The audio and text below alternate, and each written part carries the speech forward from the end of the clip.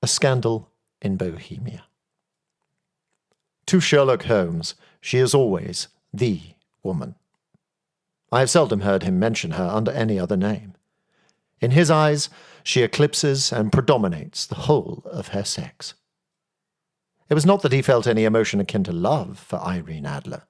All emotions, and that one particularly, were abhorrent to his cold, precise, but admirably balanced mind.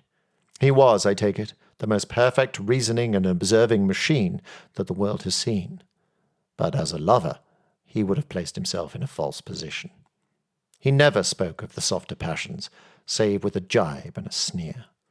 They were admirable things for the observer, excellent for drawing the veil from men's motives and actions. But for the trained reasoner to admit such intrusions into his own delicate and finely adjusted temperament was to introduce a distracting factor, which might throw doubt upon all his mental results. Grit in a sensitive instrument, or a crack in one of his own high-power lenses, would not be more disturbing than a strong emotion in a nature such as his. And yet there was but one woman to him, and that woman was the late Irene Adler, of dubious and questionable memory. I'd seen little of Holmes lately. My marriage had drifted us away from each other.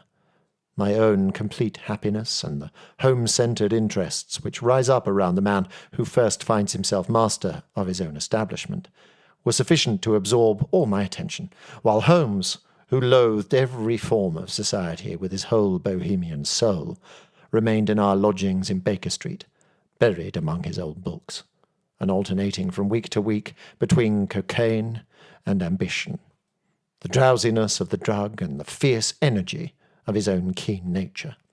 He was still, as ever, deeply attracted by the study of crime, and occupied his immense faculties and extraordinary powers of observation in following out those clues and clearing up those mysteries which had been abandoned as hopeless by the official police.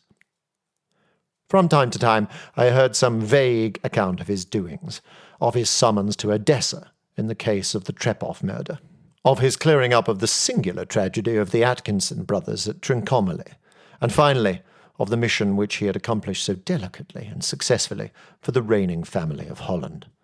Beyond these signs of his activity, however, which I merely shared with all the readers of the daily press, I knew little of my former friend and companion. One night, it was on the 20th of March, 1888, I was returning from a journey to a patient, for I had now returned to civil practice, when my way led me through Baker Street. As I passed the well-remembered door, which must always be associated in my mind with my wooing, and with the dark incidents of the study in scarlet, I was seized with a keen desire to see Holmes again, and to know how he was employing his extraordinary powers. His rooms were brilliantly lit, and even as I looked up, I saw his tall, spare figure pass twice in a dark silhouette against the blind. He was pacing the room swiftly, eagerly, with his head sunk upon his chest and his hands clasped behind him. To me, who knew his every mood and habit, his attitude and manner told their own story. He was at work again. He had risen out of his drug-created dreams and was hot upon the scent of some new problem. I rang the bell and was shown up to the chamber, which had formerly been in part my own. His manner was not effusive. It seldom was, but he was glad, I think, to see me. With hardly a word spoken, but with a kindly eye, he waved me to an armchair, threw across his case of cigars, and indicated a spirit case and a gasogene in the corner. Then he stood before the fire and looked me over in his singular, introspective fashion. "Wedlock suits you," he remarked. "I think, Watson, that you have put on 7.5 pounds since I saw you." "7," I answered. "Indeed, I should have thought a little more. Just a trifle more, I fancy, Watson, and in practice again, I observe. You did not tell me that you intended to go into harness." "Then how do you know?" "I see it. I deduce it. How do I know that you've been getting yourself very wet lately, and that you have a most clumsy and careless servant girl?" "My dear Holmes," said I, "this is too much. You would certainly have been burned had you lived a few centuries ago. It is true that I had a country walk on Thursday and came home in a dreadful mess, but as I've changed my clothes, I can't imagine how you deduce it. As to Mary Jane, she is incorrigible, and my wife has given her notice, but there again I fail to see how you work it out. He chuckled to himself and rubbed his long, nervous hands together. It is simplicity itself, said he. My eyes tell me that on the inside of your left shoe, just where the firelight strikes it, the leather is scored by 6 almost parallel cuts. Obviously, they have been caused by someone who has very carelessly scraped round the edges of the sole in order to remove crusted mud from it.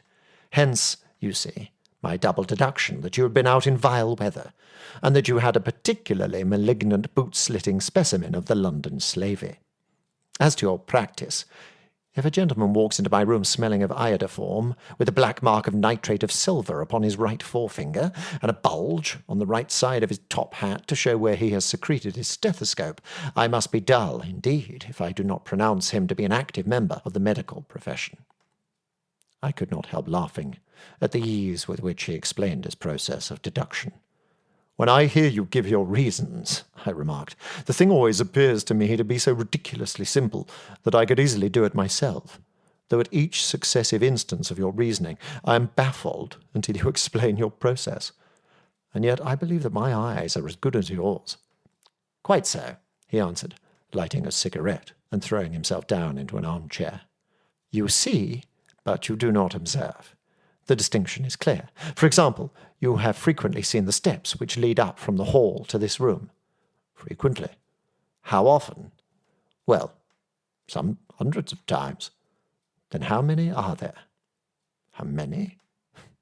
I don't know. Quite so. You have not observed, and yet you have seen. That is just my point. Now, I know that there are 17 steps, because I have both seen and observed.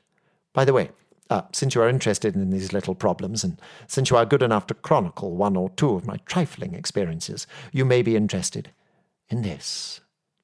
He threw over a sheet of thick, pink-tinted notepaper which had been lying upon the table.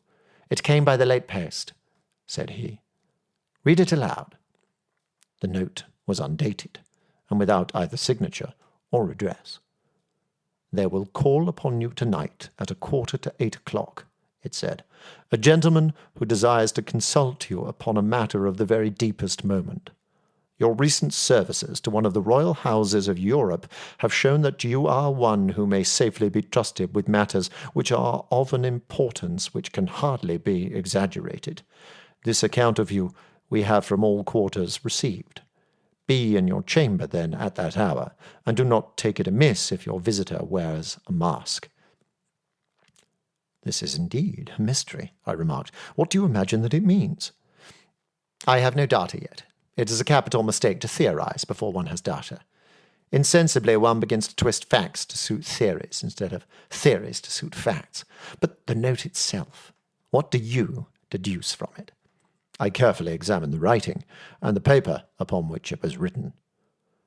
The man who wrote it was presumably well-to-do, I remarked, endeavouring to imitate my companion's processes. Such paper could not be bought under £0.50 a packet. It is peculiarly strong and stiff. Peculiar, that is the very word, said Holmes. It is not English paper at all. Hold it up to the light. I did so, and saw a large E with a small g, a P and a large G with a small T woven into the texture of the paper. What do you make of that? Asked Holmes. The name of the maker, no doubt, or his monogram, rather. Not at all. The G with the small T stands for Gesellschaft, which is the German for company. It is a customary contraction like our Co. P, of course, stands for papier. Now for the E.G. Let us glance at our Continental Gazetteer. He took down a heavy brown volume from his shelves. Eglonitz. Here we are. Egria. It is in a German-speaking country, in Bohemia, not far from Carlsbad, remarkable as being the scene of the death of Wallenstein, and for its numerous glass factories and paper mills. Ha, ha, my boy, what do you make of that? His eyes sparkled, and he sent up a great blue triumphant cloud from his cigarette. "The paper was made in Bohemia," I said. "Precisely. And the man who wrote the note is a German. Do you notice the peculiar construction of the sentence? This account of you we have from all quarters received. A Frenchman or Russian could not have written that. It is the German who is so uncourteous to his verbs. It only remains, therefore, to discover what is wanted by this German who writes upon Bohemian paper and prefers wearing a mask to showing his face. And here he comes, if I am not mistaken, to resolve all our doubts." As he spoke, there was the sharp sound of horses' hooves and grating wheels against the curb, followed by a sharp pull at the bell. Holmes whistled. "A pair, by the sound," said he. "Yes," he continued, glancing out of the window. "A nice little brougham. And a pair of beauties. 150 guineas apiece. There's money in this case, Watson, if there is nothing else. I think that I'd better go, Holmes." "Not a bit, Doctor. Stay where you are. I am lost without my Boswell. And this promises to be interesting. It would be a pity to miss it. But your client, never mind him. I may want your help, and so may he. Here he comes. Sit down in that armchair, Doctor, and give us your best attention." A slow and heavy step, which had been heard upon the stairs and in the passage, paused immediately outside the door. Then there was a loud, unauthoritative tap. "Come in," said Holmes. A man entered, who could hardly have been less than 6 feet 6 inches in height, with the chest and limbs of a Hercules. His dress was rich, with a richness which would, in England, be looked upon as akin to bad taste. Heavy bands of astrakhan were slashed across the sleeves and fronts of his double-breasted coat, while the deep blue cloak which was thrown over his shoulders was lined with flame-coloured silk and secured at the neck with a brooch which consisted of a single flaming beryl. Boots, which extended halfway up his calves, and which were trimmed at the tops with rich brown fur, completed the impression of barbaric opulence which was suggested by his whole appearance. He carried a broad-brimmed hat in his hand, while he wore across the upper part of his face, extending down past the cheekbones, a black vizard mask, which he had apparently adjusted that very moment, for his hand was still raised to it as he entered. From the lower part of the face he appeared to be a man of strong character, with a thick, hanging lip, and a long, straight chin, suggestive of resolution, pushed to the length of obstinacy. "You had my note?" he asked, with a deep, harsh voice, and a strongly marked German accent. "I told you that I would call." He looked from one to the other of us, as if uncertain which to address. "Pray, take a seat," said Holmes. "This is my friend and colleague Dr. Watson, who was occasionally good enough to help me in my cases. Whom have I the honour to address?" "You may address me as the Count von Kram, a Bohemian nobleman. I understand that this gentleman, your friend, is a man of honour and discretion, whom I may trust with a matter of the most extreme importance. If not, I should much prefer to communicate with you alone." I rose to go, but Holmes caught me by the wrist and pushed me back into my chair. "It is both or none," said he. "You may say before this gentleman anything which you may say to me." The Count shrugged his broad shoulders. "Then I must begin," said he, "by binding you both to absolute secrecy for 2 years. At the end of that time, the matter will be of no importance. At present, it is not too much to say that it is of such weight it may have an influence upon European history." "I promise," said Holmes. "And I. You will excuse this mask," continued our strange visitor. "The august person who employs me wishes his agent to be unknown to you, and I may confess at once that the title by which I have just called myself is not exactly my own." "I was aware of it," said Holmes dryly. "The circumstances are of great delicacy, and every precaution has to be taken to quench what might grow to be an immense scandal, and seriously compromise one of the reigning families of Europe. To speak plainly, the matter implicates the great house of Ormstein, hereditary kings of Bohemia." "I was also aware of that," murmured Holmes, settling himself down in his armchair and closing his eyes. Our visitor glanced with some apparent surprise at the languid, lounging figure of the man, who had been no doubt depicted to him as the most incisive reasoner and most energetic agent in Europe. Holmes slowly reopened his eyes and looked impatiently at his gigantic client. "If your Majesty would condescend to state your case," he remarked, "I should be better able to advise you." The man sprang from his chair and paced up and down the room in uncontrollable agitation. Then, with a gesture of desperation, he tore the mask from his face and hurled it upon the ground. "You are right," he cried. "I am the king. Why should I attempt to conceal it?" "Why, indeed?" murmured Holmes. "Your Majesty had not spoken before I was aware that I was addressing Wilhelm Gottsreich Sigismund von Ormstein, Grand Duke of Cassel-Felstein, and hereditary king of Bohemia. But you can understand," said our strange visitor, sitting down once more and passing his hand over his high white forehead. "You can understand that I am not accustomed to doing such business in my own person.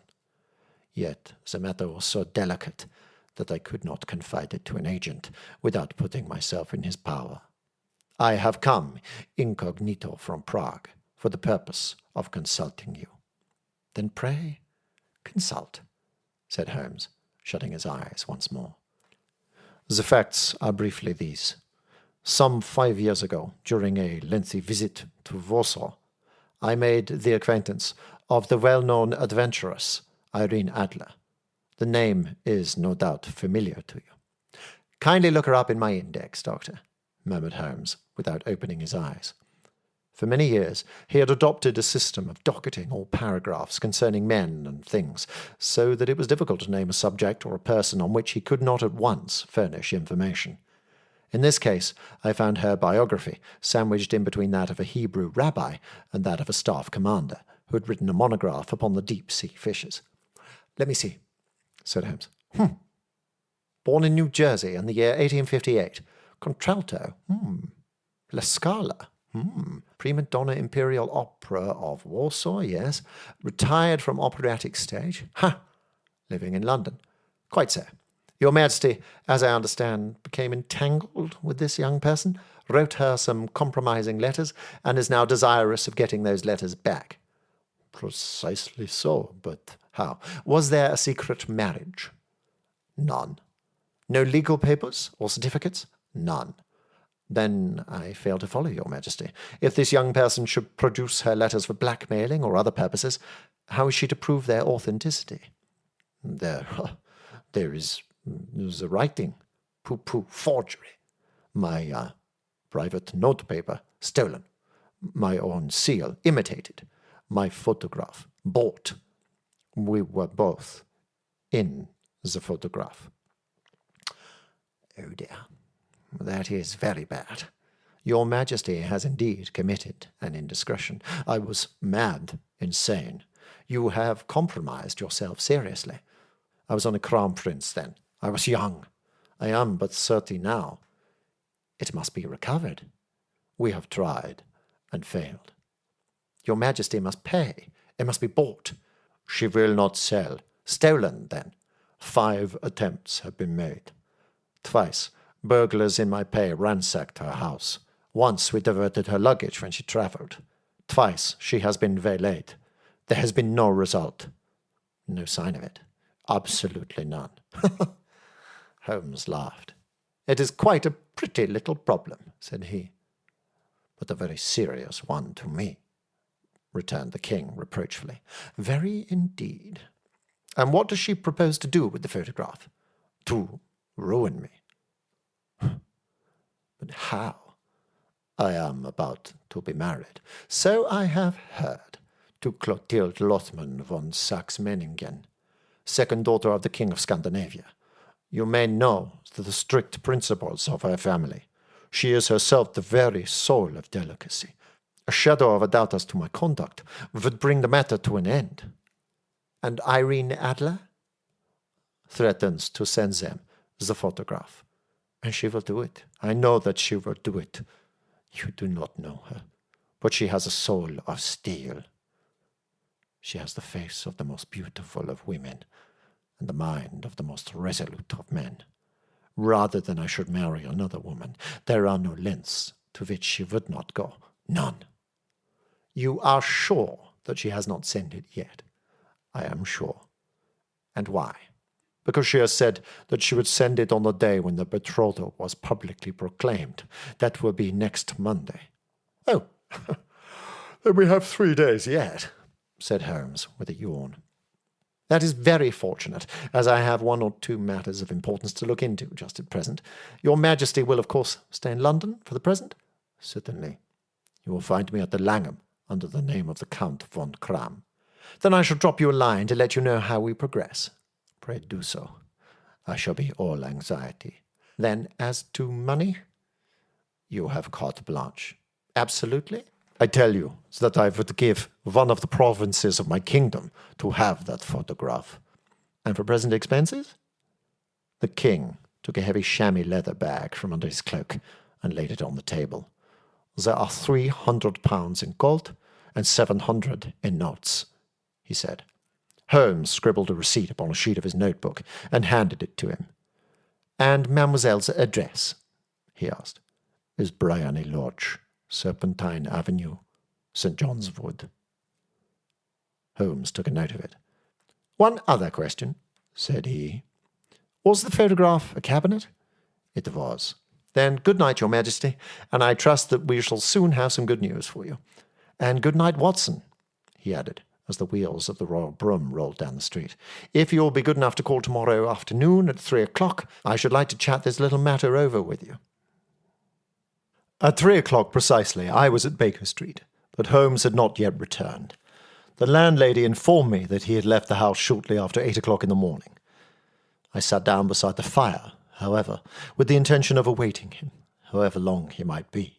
I was already deeply interested in his inquiry, for, though it was surrounded by none of the grim and strange features which were associated with the 2 crimes which I have already recorded, still the nature of the case and the exalted station of his client gave it a character of its own. Indeed, apart from the nature of the investigation which my friend had on hand, there was something in his masterly grasp of the situation and his keen, incisive reasoning which made it a pleasure to me to study his system of work, and to follow the quick, subtle methods by which he disentangled the most inextricable mysteries. So accustomed was I to his invariable success that the very possibility of his failing had ceased to enter into my head. It was close upon 4 before the door opened, and a drunken-looking groom, ill-kempt and side-whiskered, with an inflamed face and disreputable clothes, walked into the room. Accustomed as I was to my friend's amazing powers in the use of disguises, I had to look 3 times before I was certain that it was indeed he. With a nod, he vanished into the bedroom, whence he emerged in 5 minutes, tweed-suited and respectable, as of old. Putting his hands in his pockets, he stretched out his legs in front of the fire and laughed heartily for some minutes. "Well, really," he cried, and then he choked and laughed again, until he was obliged to lie back, limp and helpless in the chair. "What is it?" "It's quite too funny. I'm sure you could never guess how I employed my morning, or what I ended by doing." "I can't imagine. I suppose that you have been watching the habits and perhaps the house of Miss Irene Adler." "Quite so. But the sequel was rather unusual. I will tell you, however. I left the house a little after 8 o'clock this morning in the character of a groom out of work.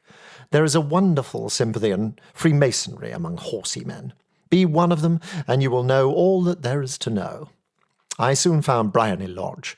It is a bijou villa with a garden at the back, but built out in front, right up to the road, 2 stories. Chubb locked at the door.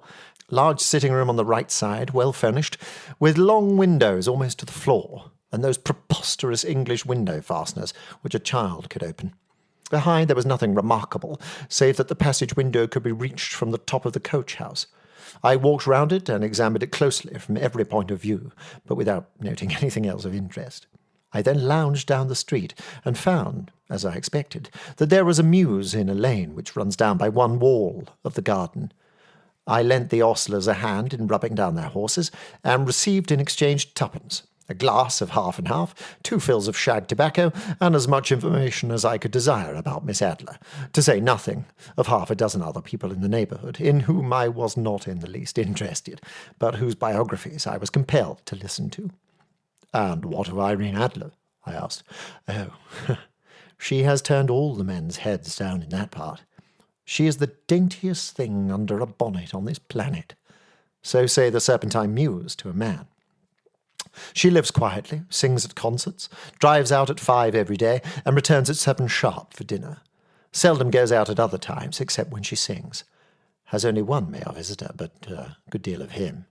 He is dark, handsome, and dashing, never calls less than once a day, and often twice. He is a Mr. Godfrey Norton of the Inner Temple. See, the advantages of a cabman as a confidant. They had driven him home a dozen times from Serpentine Mews and knew all about him. When I had listened to all they had to tell, I began to walk up and down near Bryony Lodge once more, and to think over my plan of campaign. This Godfrey Norton was evidently an important factor in the matter. He was a lawyer, and that sounded ominous. What was the relation between them, and what the object of his repeated visits? Was she his client, his friend, or his mistress?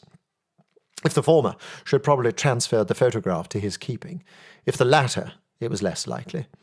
On the issue of this question depended whether I should continue my work at Bryony Lodge or turn my attention to the gentlemen's chambers in the Temple. It was a delicate point, and it widened the field of my inquiry.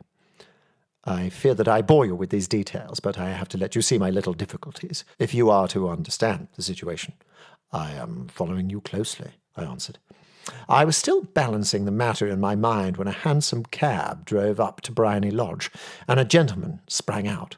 He was a remarkably handsome man, dark, aquiline, and moustached, evidently the man of whom I had heard. He appeared to be in a great hurry, shouted to the cabman to wait, and brushed past the maid, who opened the door with the air of a man who was thoroughly at home.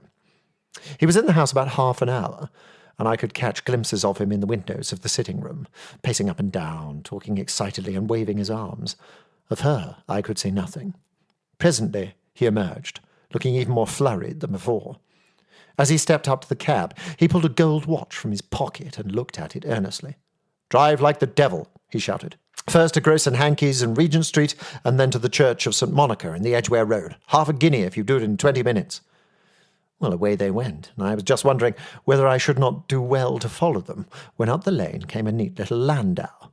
The coachman with his coat only half buttoned, and his tie under his ear, while all the tags of his harness were sticking out of the buckles. It hadn't pulled up before she shot out of the hall door and into it.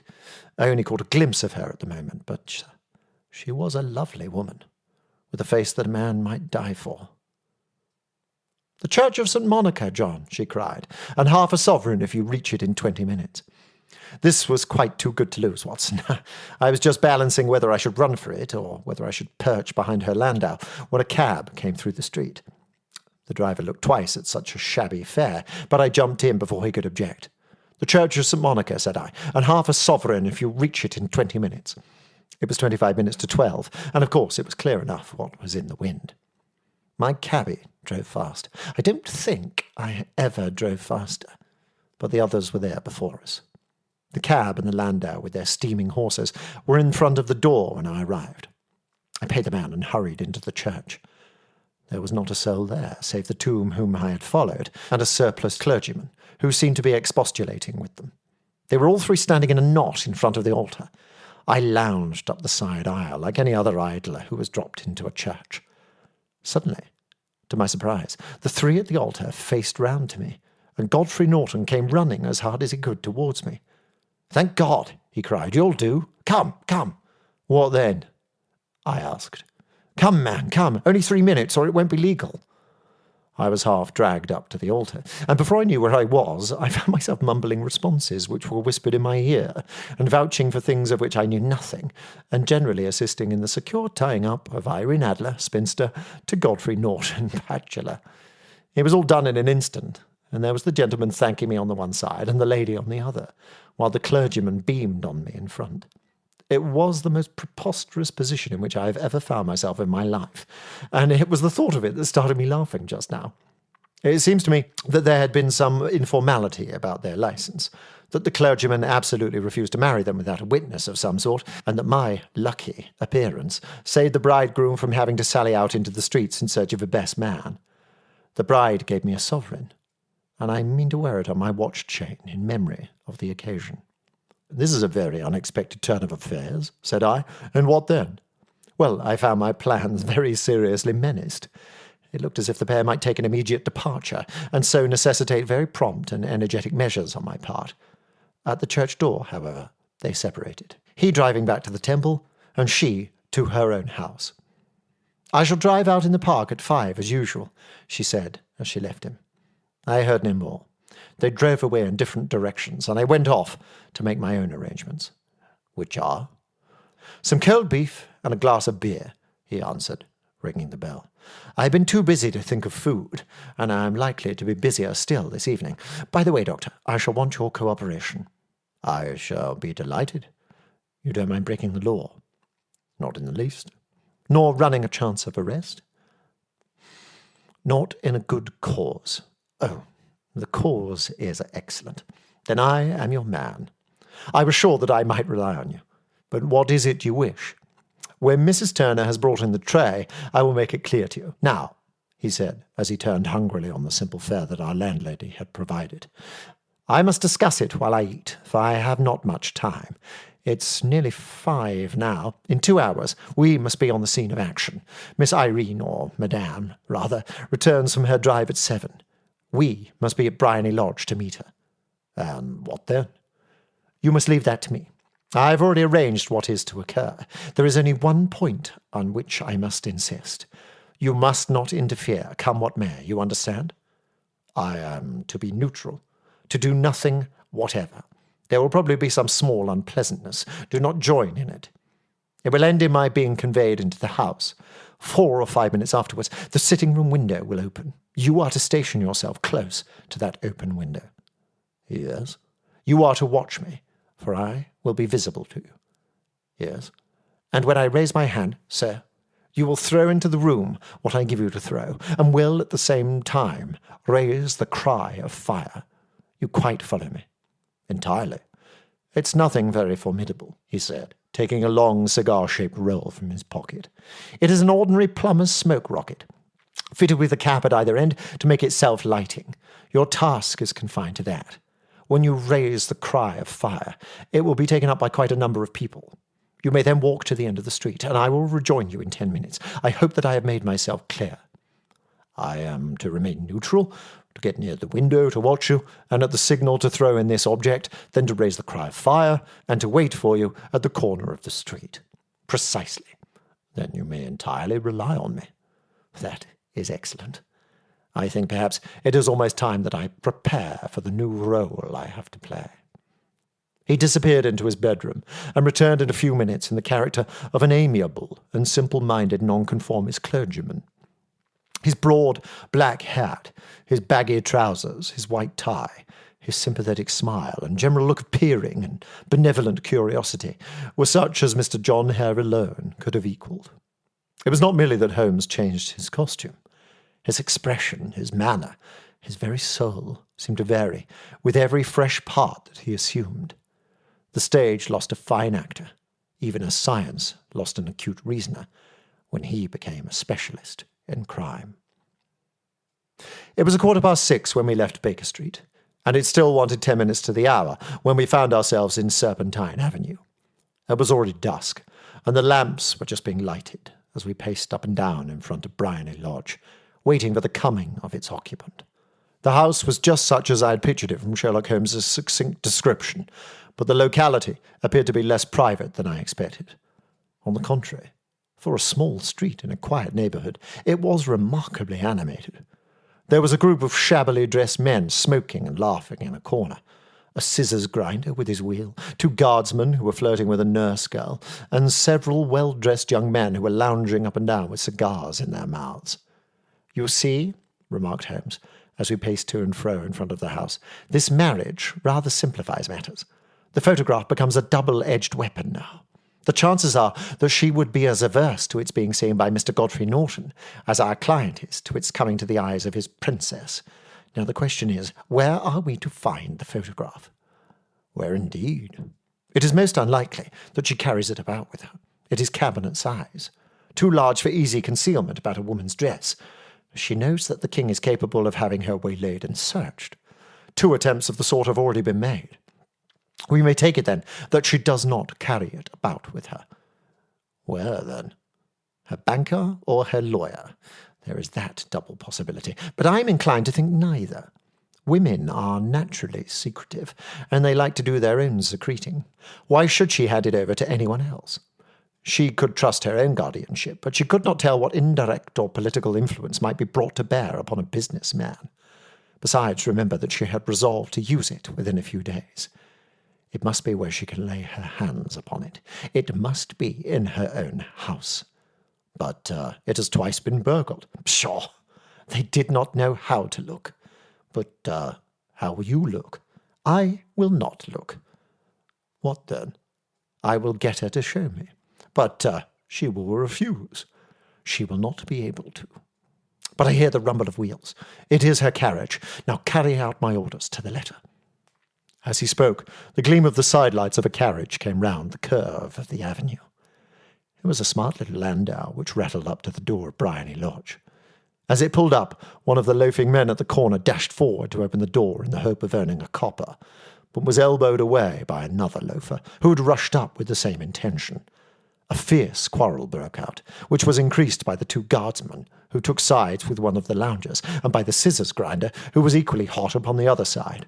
A blow was struck, and in an instant the lady, who had stepped from her carriage, was the centre of a little knot of flushed and struggling men, who struck savagely at each other with their fists and sticks. Holmes dashed into the crowd to protect the lady, but just as he reached her, he gave a cry and dropped to the ground, with the blood running freely down his face. At his fall, the guardsmen took to their heels in one direction and the loungers in the other, while a number of better-dressed people, who had watched the scuffle without taking part in it, crowded in to help the lady and to attend to the injured man. Irene Adler, as I will still call her, had hurried up the steps, but she stood at the top with her superb figure outlined against the lights of the hall, looking back into the street. "Is the poor gentleman much hurt?" she asked. "He's dead," cried several voices. No, there's life in him," shouted another. "But he'll be gone before you can get him to hospital." "He's a brave fellow," said a woman. "They would have had the lady's purse and watch if it hadn't been for him. They were a gang, and a rough one too. He's breathing now." "He can't lie in the street. May we bring him in, ma'am?" "Surely. Bring him into the sitting room. There is a comfortable sofa. This way, please." Slowly and solemnly, he was borne into Bryony Lodge and laid out in the principal room, while I still observed the proceedings from my post by the window. The lamps had been lit, but the blinds had not been drawn, so that I could see Holmes as he lay upon the couch. I do not know whether he was seized with compunction at that moment for the part he was playing, but I know that I never felt more heartily ashamed of myself in my life than when I saw the beautiful creature against whom I was conspiring, or the grace and kindliness with which she waited upon the injured man. And yet it would be the blackest treachery to Holmes to draw back now from the part which he had entrusted to me. I hardened my heart and took the smoke rocket from under my ulster. After all, I thought, we are not injuring her. We are but preventing her from injuring another. Holmes had sat up upon the couch, and I saw him motion like a man who is in need of air. A maid rushed across and threw open the window. At the same instant I saw him raise his hand, and at the signal I tossed my rocket into the room with a cry of "Fire! Fire!" The word was no sooner out of my mouth than the whole crowd of spectators, well-dressed and ill, gentlemen, ostlers, and servant-maids, joined in a general shriek of "Fire!" Thick clouds of smoke curled through the room and out at the open window. I caught a glimpse of rushing figures, and a moment later the voice of Holmes from within, assuring them that it was a false alarm. Slipping through the shouting crowd, I made my way to the corner of the street, and in 10 minutes was rejoiced to find my friend's arm in mine, and to get away from the scene of uproar. He walked swiftly, and in silence for some few minutes, until we had turned down one of the quiet streets which led towards the Edgware Road. "You did it very nicely, Doctor," he remarked. "Nothing could have been better. It is all right. You have the photograph. I know where it is." "And how did you find out?" "She showed me, as I told you she would." "I am still in the dark." "I do not wish to make a mystery," said he, laughing. "The matter was perfectly simple. You, of course, saw that everyone in the street was an accomplice. They were all engaged for the evening." "I guessed as much." Then, when the row broke out, I had a little moist red paint in the palm of my hand. I rushed forward, fell down, clapped my hand to my face, and became a piteous spectacle. It is an old trick. That, also, I could fathom. Then they carried me in. She was bound to have me in. What else could she do? And into her sitting room, which was the very room which I suspected. It lay between that and her bedroom, and I was determined to see which. They laid me on a couch. I motioned for air. They were compelled to open the window, and you had your chance. How did that help you? It was all important. When a woman thinks that her house is on fire, her instinct is at once to rush to the thing which she values most. It is a perfectly overpowering impulse, and I have more than once taken advantage of it. In the case of the Darlington substitution scandal, it was of use to me, and also in the Arnsworth Castle business.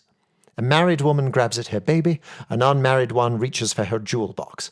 Now it was clear to me that Our Lady of today had nothing in the house more precious to her than what we are in quest of. She would rush to secure it. The alarm of fire was admirably done. The smoke and shouting were enough to shake nerves of steel. She responded beautifully. The photograph is in a recess behind a sliding panel just above the right bell pull. She was there in an instant, and I caught a glimpse of it as she half drew it out. When I cried out that it was a false alarm, she replaced it, glanced at the rocket, rushed from the room, and I have not seen her since. I rose, and making my excuses, escaped from the house. I hesitated whether to attempt to secure the photograph at once, but the coachman had come in, and as he was watching me narrowly, it seemed safer to wait. A little over-precipitance may ruin all. And now? I asked. Our quest is practically finished. I shall call with the king tomorrow, and with you, if you care to come with us. We will be shown into the sitting room to wait for the lady, but it is probable that when she comes she may find neither us nor the photograph. It might be a satisfaction to His Majesty to regain it with his own hands. And when will you call? At 8 in the morning. She will not be up, so that we shall have a clear field. Besides, we must be prompt, for this marriage may mean a complete change in her life and habits. I must wire to the king without delay. We had reached Baker Street, and had stopped at the door. He was searching his pockets for the key when someone passing by said, "Good night, Mr. Sherlock Holmes." There were several people on the pavement at the time, but the greeting appeared to come from a slim youth in an ulster who had hurried by. "I've heard that voice before," said Holmes, staring down the dimly lit street. "Now I wonder who the deuce that could have been." I slept at Baker Street that night, and we were engaged upon our toast and coffee in the morning, when the King of Bohemia rushed into the room. "You have really got it," he cried, grasping Sherlock Holmes by either shoulder and looking eagerly into his face. "Not yet, but you have hopes." "I have hopes." "Then come, I am all impatience to be gone." "We must have a cab." "No, my brougham is waiting." "Then that will satisfy matters." We descended and started off once more for Briony Lodge. "Irene Adler is married," remarked Holmes. "Married? When?" "Yesterday." "But to whom?" "To an English lawyer named Norton." "But she could not love him." "I am in hopes that she does."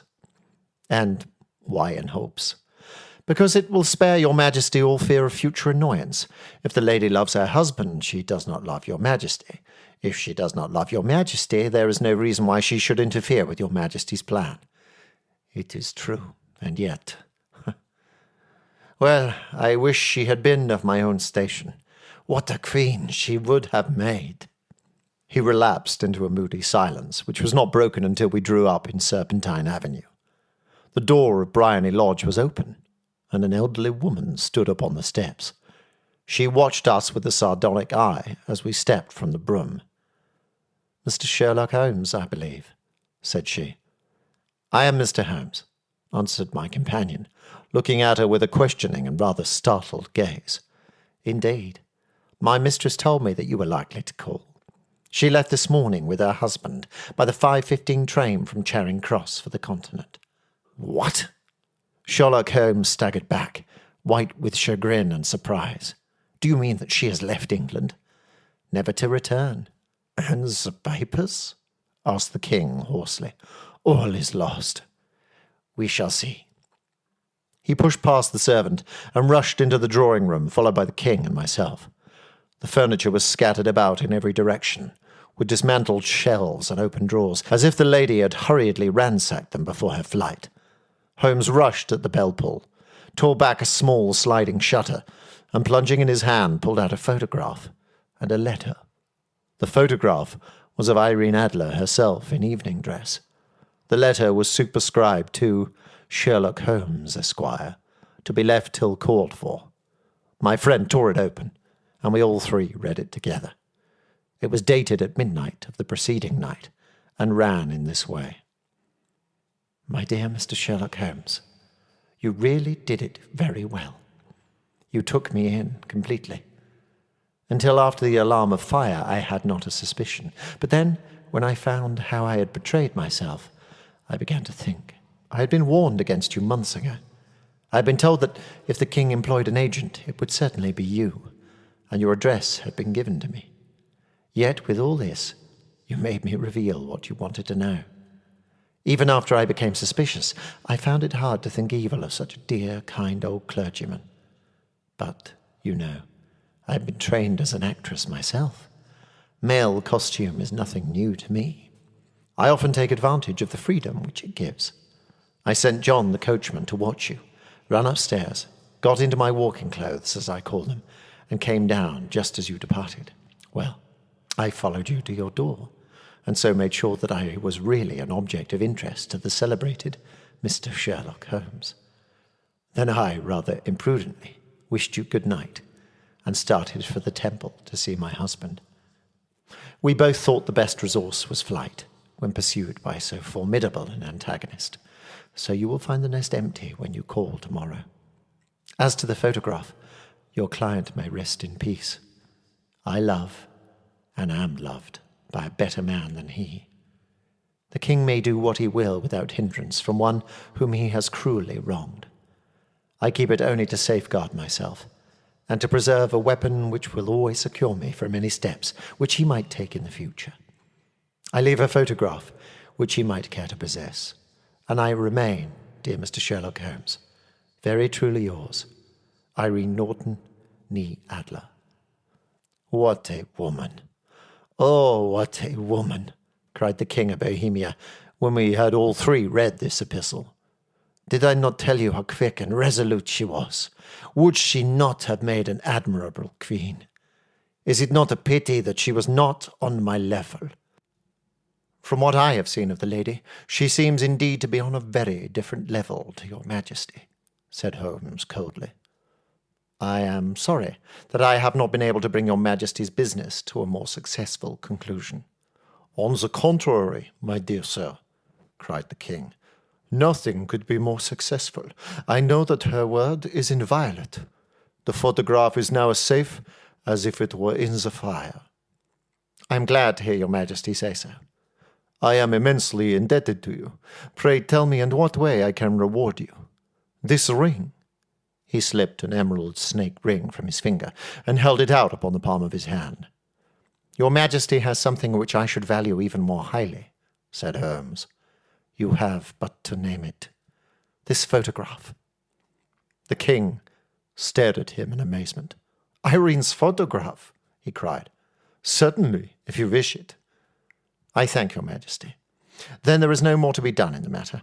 I have the honour to wish you a very good morning.